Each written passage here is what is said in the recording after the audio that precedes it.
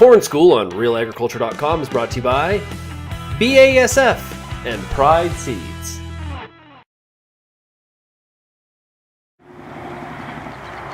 It's Monday, May 27th, and we're at a field north of London, and we did have some cool nighttime temperatures, and we did have a mild frost that occurred over the weekend on May 25th.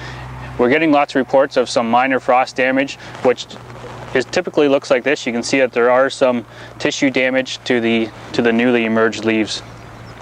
Overall, this will have no impact on yield as the growing point is still under the ground, but what you want to take into consideration is when you use a post-emergence herbicide to control some of the weeds. You'll want to wait a couple days to apply a post-emergent herbicide to allow the corn to recover.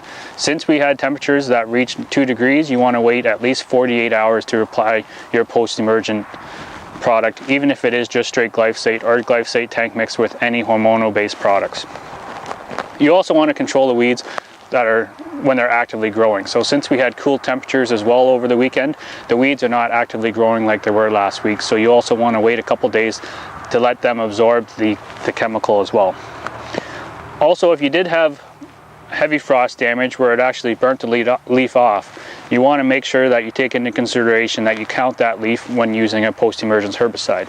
So if a herbicide has on the label apply up to 4 leaf stage, if 1 leaf is missing, you want to take that into consideration and only apply it at when there's 3 leaves showing, and take into consideration that leaf was burnt off. So overall, in this field, the corn will recover.